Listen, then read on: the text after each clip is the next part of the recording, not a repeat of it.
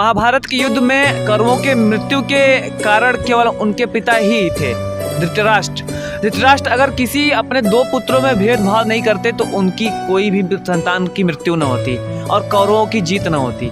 कहने का मतलब ये है कि हमारे जो कौरव थे वो धृतराष्ट्र के पुत्र थे और जो पांडव थे वो पांडु के पुत्र थे। पांडु और धृतराष्ट्र दोनों सगे भाई थे, जिसमें से धृतराष्ट्र हमारे बड़े थे और पांडु छोटे थे। तो पांडवों की मृत्यु होने के बाद धृतराष्ट्र अपने कौरवों को बहुत ज़्यादा प्रेम करते थे, अपने कौरव पुत्रों को, और पांडु पुत्रों को बिल्कुल भी प्रेम नहीं करते थे। उनसे घृणा करते थे कि वो कैसे भी उनकी मृत्यु हो जाए और वो उनके राजपाट को सब कुछ कौरवों को सौंप दिया जाए और सारी संपत्ति धृतराष्ट्र की हो और धृतराष्ट्र के पुत्रों की हो। और सत्यता यही था और यही एक कारण था जिसकी वजह से हमारे महाभारत का युद्ध का शुरुआत किया गया। भागवत गीता में कहा गया है कि हमारे कर्म ही हमारे विनाश के कारण बनते हैं। आपने आज के ज़माने में भी देखा होगा कि आज के ज़माने में भी पृथ्वी पे जो मनुष्य हैं वो जमीन के लिए, संपत्ति के लिए, धन के लिए और स्त्री के लिए लड़ाई करते हैं। तो सेम ऐसा ही हमारे महाभारत में हुआ था। हमारे महाभारत में भी धन के लिए और संपत्ति के लिए और स्त्री के लिए लड़ाई की गई थी। और लेकिन यहाँ पे सबसे विशेष कारण था संपत्ति, जमीन, जायदाद।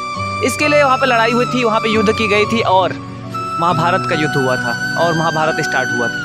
और इसका विशेष कारण थे हमारे धृतराष्ट्र और उनके पुत्र कौरव।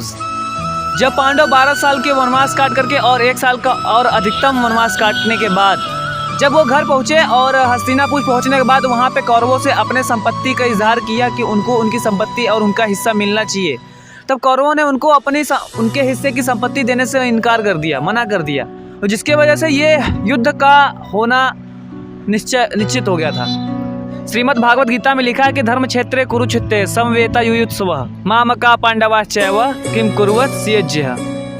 वैसे इसमें इस श्लोक में कहा गया है कि धर्म और कुरुक्षेत्र अपनी जगह पे है, लेकिन हमें अपने धर्म को नहीं भूलना चाहिए। हमें अपने ये कुरुक्षेत्र और धर्म क्षेत्र यहाँ पे केवल जमीन की लड़ाई नहीं है, यहाँ पे धर्म और अधर्म की लड़ाई भी है। और ये बात हमारे भागवत गीता में प्रभु श्री कृष्ण ने सत्य ही कहा था। और ये लड़ाई की भूमि ही नहीं है, ये कर्म की भूमि है, धर्म की भूमि है, जो जीते जी अपना यहाँ पे कल्याण करके जा सकता है। इसे हम कुरुक्षेत्र कहते हैं। ये कुरुक्षेत्र हमारे कौरवों का था, इसमें हमारे कौरवों का भी हिस्सा था और पांडवों का। लेकिन ये पांडव चाहते थे कि वो बिना युद्ध किए इसको पा सकें और कौरव चाहते थे कि उनको युद्ध करना पड़े। धर्म क्षेत्र कुरुक्षेत्र, इस पदों से हमको यह शिक्षा लेनी चाहिए कि हमें धर्म को सामने रख करके ही हमें किसी भी कार्य को करना चाहिए, क्योंकि धर्म ही हमारा हित है और हम अपने हित के आगे नहीं जा सकते। और कहा गया कि कर्तव्य और अकर्तव्य को हमें अपने शिक्षा शास्त्र को भी सामने रखना चाहिए, क्योंकि कोई कार्य हमारे धर्म और कर्म से बड़ा नहीं होता। तो हमें कर्म को भी सामने रखना चाहिए और धर्म को भी सामने रखना चाहिए। और युद्ध की चेष्टा हमारे सिर्फ दुर्योधन करते थे। दुर्योधन चाहते थे कि उनको पांडवों को एक सुई बराबर भी कोई जमीन न दी जाए, कोई संपत्ति न दी जाए, और इस वजह से वो युद्ध करना चाहते थे। वैसे हमारे बहुत से राजाओं ने कौरवों से संधि करने की कोशिश की, लेकिन ये महाभारत युद्ध होना ही था।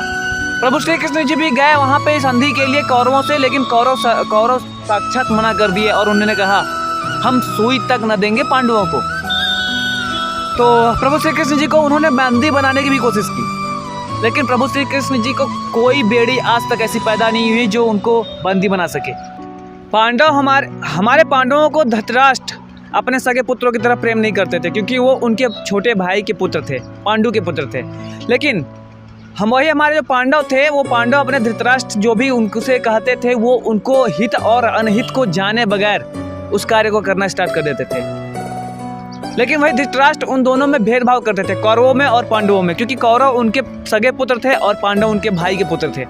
और यही एक कारण था कि हित और अनहित के लिए वो अपने कुल के खुद पक्षी बने, वो खुद दुखी हुए और वो खुद ही संहारक बने अपने कौरवों के। और कौरव समाज फिर एक दिन नष्ट हो गया महाभारत युद्ध में, और सिर्फ बचे तो बचे कौन? सिर्फ पांडव बचे। 100 के 100 पुत्र धृतराष्ट्र ने अपने अहंकार में, अपने घमंड में, अपने संपत्ति के लालच में अपने कौरवों को मार गिराया।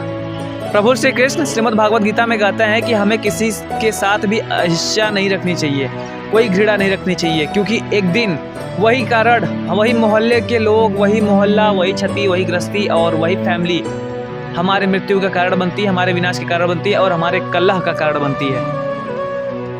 तो होप आपको वीडियो समझ में आई होगी, और थोड़ा सा भी अगर वीडियो पसंद आया हो तो लाइक कीजिएगा, चैनल को सब्सक्राइब कीजिएगा, और ऐसे ही मैं छोटे छोटे पार्ट्स महाभारत के और भागवत गीता के आपको इस वीडियोज़ में दिखाते रहूँगा।